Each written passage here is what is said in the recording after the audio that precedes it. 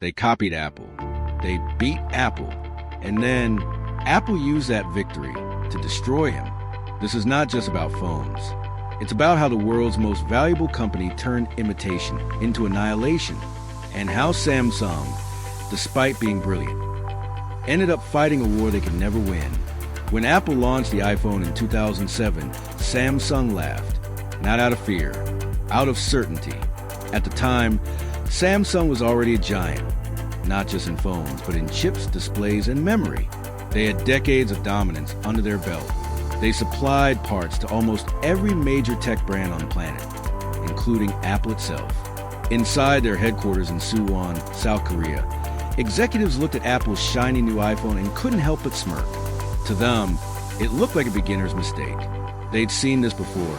Companies trying to blend style with substance, chasing aesthetics over practicality. And they all failed. The iPhone, they thought, was just another American attempt to make something look revolutionary while ignoring what users actually wanted: battery life, durability, and features. Samsung's engineers compared the specs side by side. No removable battery, no expandable storage, no stylus, just one physical button. It was almost laughable. While Samsung's flagship models were loaded with cutting-edge features, high-resolution cameras, multitasking capabilities, and even TV tuners in some regions, Apple's device was stripped down to the bare minimum: a glossy screen and a silver backplate. Nothing else. This isn't a phone, one engineer reportedly said. It's a toy for rich kids. Inside the tech industry, that sentiment was common. Nokia dismissed it. BlackBerry executives were confident it would never appeal to professionals. And Samsung, with its long list of patents and decades of R&D, believed Apple had just made the most overhyped mistake in tech history. They didn't see a threat. They saw an experiment. But what they didn't realize was that Apple wasn't even playing the same game. While Samsung and every other phone manufacturer were racing to cram more features into smaller spaces, Apple was quietly rewriting the definition of what a phone could be. They weren't trying to build another gadget for the shelf. They were trying to build a gateway, a device that wouldn't just make calls or send messages, but one that would connect people to an entirely new way of living. Inside Apple's walls, Steve Jobs didn't see a phone. He saw a digital lifestyle, something that would merge communication, entertainment, and the internet into one seamless experience. He wanted the phone to be an extension of the person using it. Samsung couldn't see that. They were too focused on numbers, megapixels, gigabytes, processors, the measurable things that looked impressive in ads. But Apple focused on feel, how it felt to touch glass instead of buttons, how it felt to scroll with your finger instead of a stylus, how it felt to have technology disappear into simplicity. Every other phone at the time made users adapt to the technology. Apple wanted the technology to adapt to the user. That's why the iPhone had no keyboard, because your finger was a keyboard. That's why there were no removable parts, because simplicity was the product. And that's why the iPhone looked so empty, because Apple understood something everyone else missed. People don't fall in love with complexity, they fall in love with clarity. But in 2007, that philosophy was invisible to Samsung. From their perspective, Apple was handicapping itself. How could you compete in a market obsessed with specs by removing features people relied on? It seemed suicidal. What Samsung didn't see was that Apple wasn't trying to win the spec war. They were trying to end it. By controlling both the hardware and the software, Apple was creating a seamless experience, something no other manufacturer had done. It wasn't about raw power. It was about how it felt to use the thing.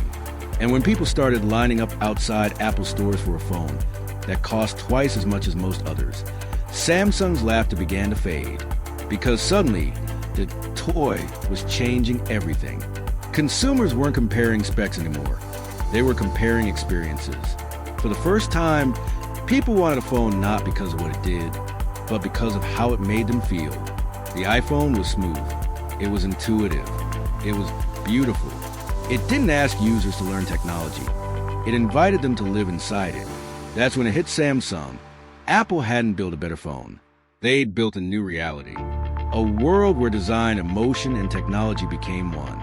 A world where people didn't buy devices. They bought belonging. and that world was spreading fast. Inside Samsung's headquarters, the tone shifted from laughter to concern, because they finally understood Apple wasn't playing to win the phone market. They were redefining it. And from that moment on, Samsung would spend years trying to catch up to a game they didn't even know had started. Within months, that toy became a revolution. Lines wrapped around Apple stores like movie premieres. People waited overnight for a phone. That had never happened before. Every tech journalist wanted to hold one. Every manufacturer wanted to dissect one. And every user who touched it said the same thing. It just works. Because for the first time, a phone didn't feel like a machine. It felt alive. The animations, the smooth scrolling, the sound of text arriving, it was all deliberate. Every swipe, every touch, every micro-interaction was engineered to make you feel pleasure. Apple had done something no other tech company had dared to do. They turned user experience into a drug. You didn't just use the iPhone. You bonded with it. The glass responded to your finger like it knew you. The icon seemed to float, breathing subtly with each touch. Even the way the screen slid when you unlocked it. It was satisfying, addicting. And that's what Samsung saw, a cultural earthquake. Inside Samsung's headquarters, boardrooms that once laughed at the iPhone were suddenly filled with tension. Sales reports showed a terrifying trend. Consumers were switching. Not just a few, but millions. People weren't buying specs anymore. They were buying the feeling. They were trading in their feature-packed Samsung devices for something simpler, because it felt more human. Samsung executives knew what that meant. The old playbook, bigger screens, better cameras, lower prices, wasn't enough anymore. Apple had changed the language of desire. So they panicked. They called emergency design meetings. Engineers tore apart iPhones to see what made them so smooth. Marketing teams studied Apple's ads, the lighting, the music, the words. And then they made a decision. They wouldn't reinvent. They would mirror. The Galaxy S was born. It was sleek, shiny, and familiar. Almost too familiar. A large black screen, silver edges, rounded corners. Even the icon layout felt eerily similar. It moved like an iPhone. It looked like an iPhone. And for a brief, shining moment, it worked. Samsung finally had what they wanted, momentum. The Galaxy S took off like wildfire. Carriers pushed it, critics praised it, and customers loved it because it felt like having the iPhone without the Apple price tag. Samsung had turned imitation into a weapon. Their ads mocked Apple users as pretentious fanboys. In one bold campaign, Samsung aired a commercial that would define the tone of tech rivalry for years to come. The next big thing is already here. It showed long lines of eager Apple fans waiting outside a store, hyped for the next iPhone. They looked anxious, almost desperate, like followers of a cult waiting for their leader. Then came the twist. Samsung users walked by, smiling, already holding sleek Galaxy phones with features Apple didn't yet offer. The message was clear. Why wait for innovation when you can already have it? That commercial struck deep.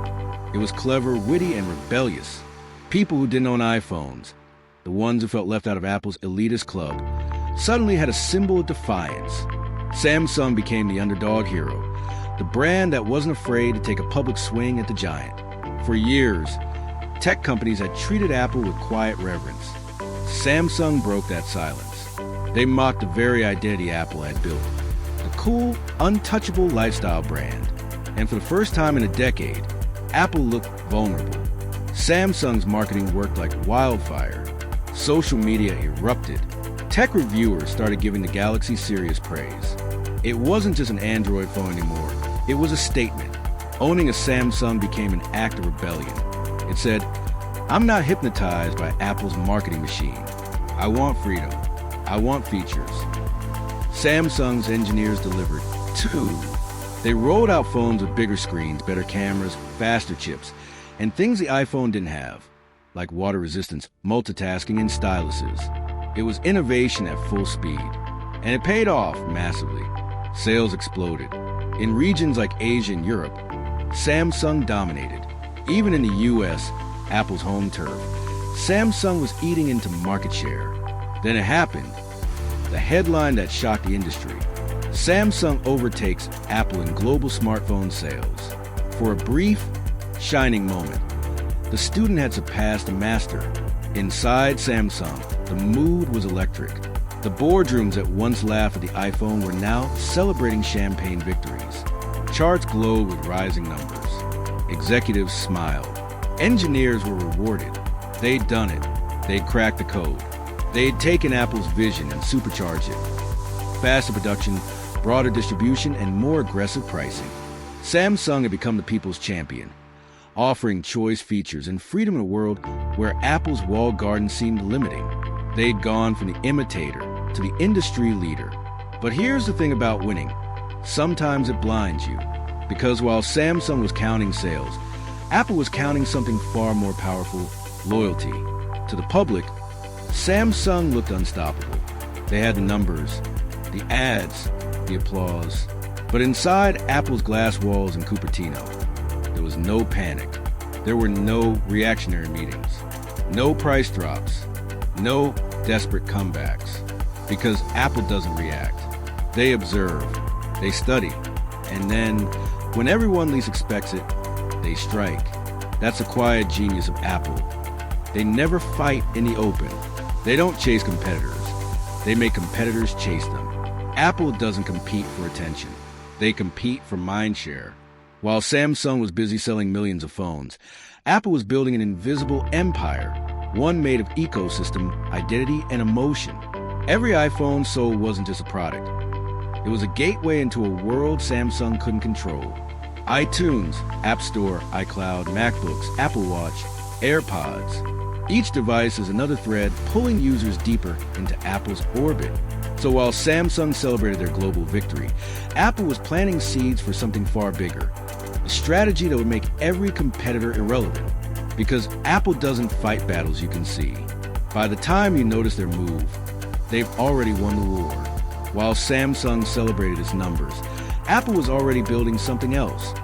Something invisible. Something that wouldn't just win customers, it would own them. That's the thing about Apple. Their greatest moves are never the ones you notice.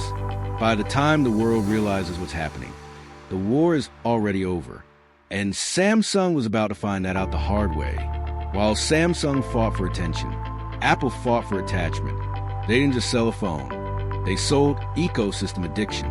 Your iPhone talks to your iPad, your Mac, your watch, your AirPods, and every single one of them talks only to each other. It's not a network. It's a web. And once you're inside, you don't want to leave. Samsung's biggest strength, mass production, became their trap. They made everything, but Apple made everything connected. That's the difference between a company that sells technology and one that sells dependence. And here's where Apple's genius becomes almost cruel. Samsung focused on features. More megapixels, bigger screens, faster chips. Apple focused on feeling. The feeling of power when you unbox it. The calm of minimalism. The status of that glowing apple. While Samsung chased innovation, Apple captured identity. When Apple sued Samsung for copying, most people thought it was petty. But it was a strategy. They weren't trying to win money. They were branding Samsung as a copycat. Publicly it said, "We invent, they imitate." That narrative stuck. And once perception becomes truth, there's no innovation that can save you. By 2017, Apple did something almost unthinkable. Something that confused analysts, frustrated competitors, and redefined what it meant to win in tech. They stopped competing on phones. Because Apple realized something crucial when you're already at the top. Selling more phones doesn't make you stronger. Selling dependence does. So, while Samsung and other brands obsess over specs, screen sizes, and megapixels, Apple quietly shifted the battlefield. They weren't chasing sales anymore. They were chasing loyalty. Apple Pay, Apple Music, iCloud. 3 products, but really 3 anchors. Each one designed to pull users deeper into the Apple ecosystem. Your music, your photos, your passwords, your payment cards. Everything that mattered most locked safely, beautifully, inside Apple's world. You weren't just buying an iPhone anymore. You were buying a life that ran on Apple. Every time you paid with your phone, Instead of cash, Apple became your wallet. Every time you backed up your photos, Apple became your memory. Every time you streamed music, Apple became your soundtrack. And slowly, without even realizing it, millions of people weren't just customers, they were members. Because that's what Apple truly sold. Membership in a dream. Samsung, meanwhile, was still fighting the old war. They were launching phones that bent, folded, flipped, and zoomed. And people loved them for a while. But after the excitement faded, after the ads stopped running, what remained? Just another device, powerful, yes, but replaceable. Apple's genius was understanding that products age, but habits don't. They weren't just creating technology, they were engineering routine. Owning an iPhone became more than a purchase. It became part of your identity. The blue iMessage bubbles, the FaceTime calls, the scent from my iPhone at the bottom of an email, all subtle ways Apple reminded you that you belonged to something exclusive. And then came the silent masterstroke. While the industry was busy racing for the next hardware gimmick, Apple quietly turned inward. They began designing their own chips, the A-series processors. This was massive. For years, Apple had relied on external suppliers for its core technology. But now, they want to control absolute control. So they built processors that weren't just powerful. They were perfectly synchronized with Apple's software. Every gesture, every animation, every millisecond was fine-tuned for speed and efficiency. The result? An iPhone with half the RAM of a Samsung could still run faster, smoother, and cooler. Reviewers couldn't explain it at first. How could Apple's smaller chips outperform Samsung's cutting-edge hardware? The answer was simple. Symmetry. Because Apple didn't just design the chip. They designed the entire experience around it, from the processor to the pixels. Every atom of the iPhone spoke the same language, Apple's language. Samsung still relied on Qualcomm for many of its models. They made incredible phones, but they were built from borrowed parts. It was like trying to conduct an orchestra with musicians who spoke different dialects. Each component worked, but not in perfect harmony.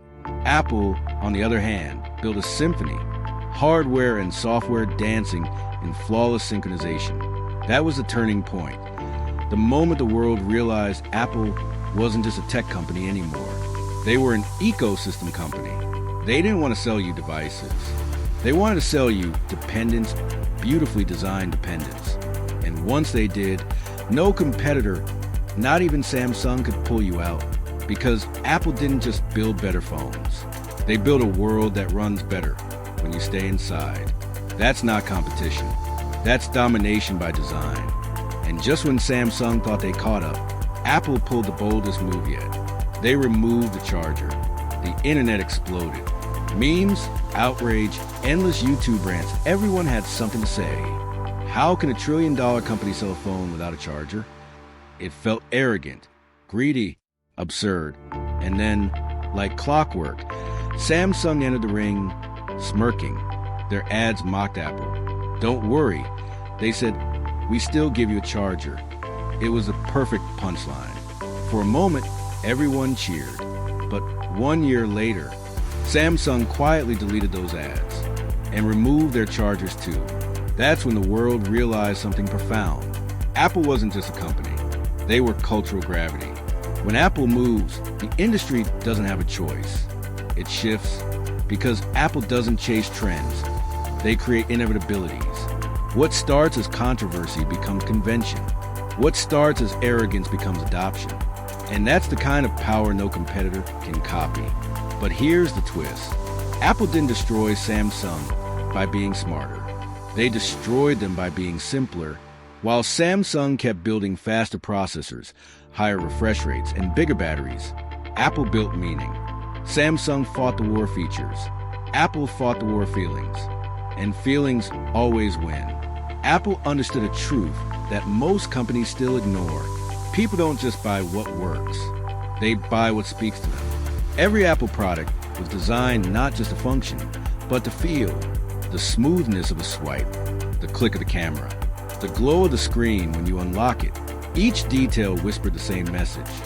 You're part of something special. And that's how Apple rewired the psychology of technology. They didn't sell tools. They sold identity. Because once a product makes you feel proud to own it, logic stops being part of the equation. You no longer ask, is it worth it? You just say, it's Apple. Samsung still makes incredible phones. Powerful, innovative, beautifully built.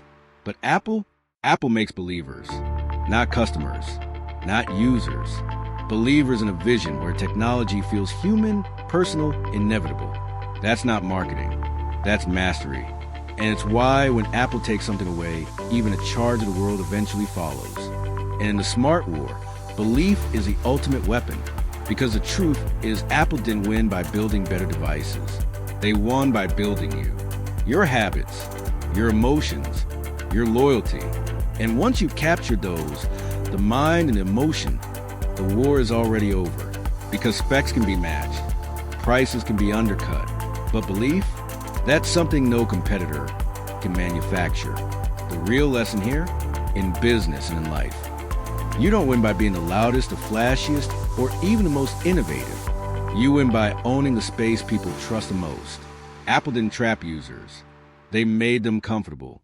So comfortable that leaving felt like starting over. That's not an ecosystem. That's an emotional fortress.